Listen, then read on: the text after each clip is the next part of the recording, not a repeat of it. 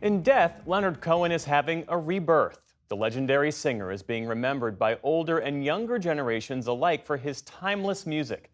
Special correspondent Mike Saray went to the annual Leonard Cohen Festival recently to hear why. It's part of our Arts and Culture series, Canvas. Yeah,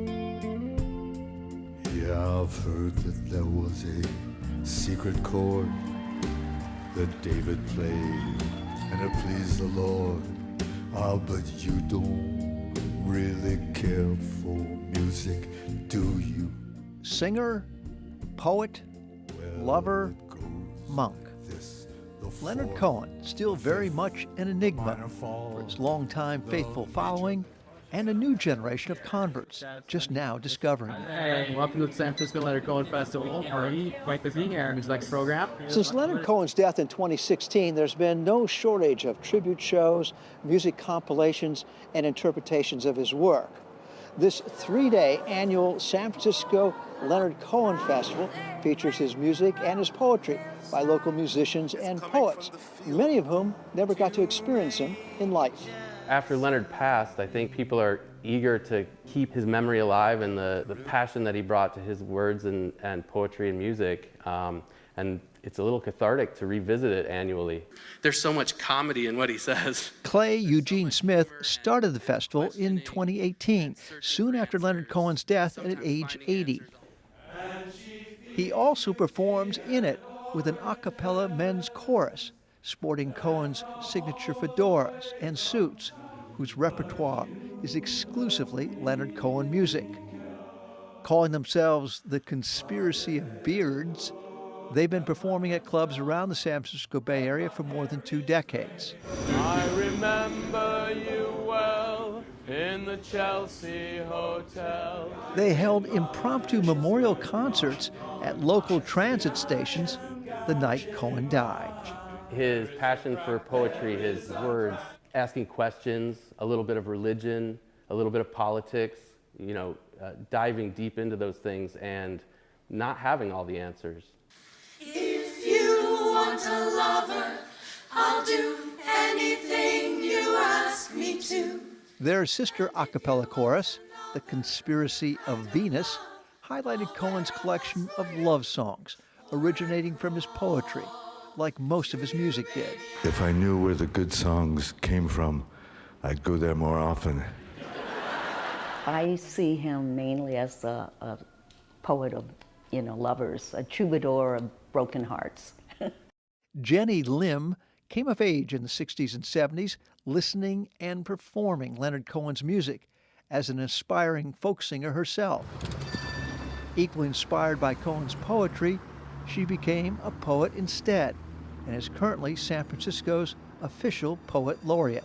And you want to travel with her, and you want to travel blind, and you know that you can trust her, 'cause she's touched your perfect body with her mind.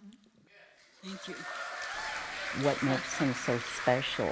His songs are like journals of his life. And because they're so deeply personal and intimate, they become universal because everyone can identify with his struggles, his conflicts, his love affairs, his heartbreaks, his grappling with his spirituality, and his self-criticism as a human being.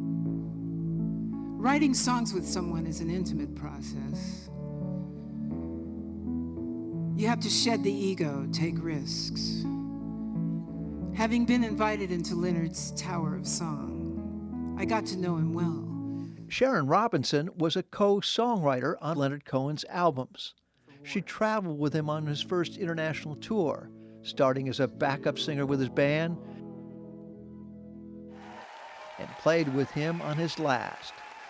Since his death, she has created her one-woman show of Leonard Cohen's music, writings, and friendship. Well, he was mysterious and enigmatic, but I never let him know that.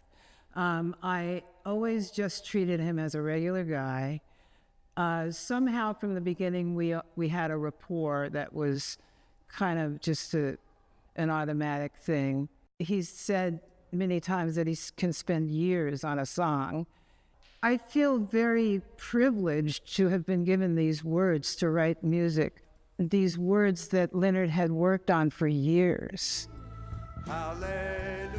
Filmmakers Dan Geller and Dana Goldfund documented the making of Hallelujah, Cohen's most popular song.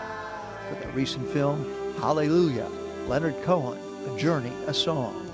I think there is something about that song in particular that spans so many different considerations in Leonard's life. His philosophical and religious and sexual complications that are evoked in the song, and using it as a way into his mind. That record album never came out in the States, did it? No. Columbia Records refused to put it out. Rejected by his record company, Cohen eventually self-published Hallelujah.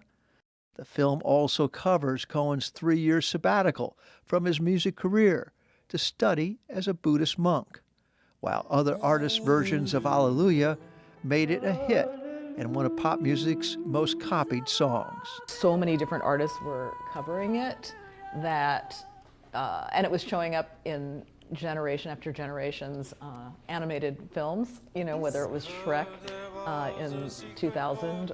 And I think if you're a 20-year-old who has not found love, or a 30-year-old who has found love and challenges in relationships, or you're a 50-year-old who's dealing with the loss of a parent, or you're dealing with your own mortality, Leonard can be with you through your whole lifetime. For the PBS NewsHour, I'm Mike Saray in San Francisco.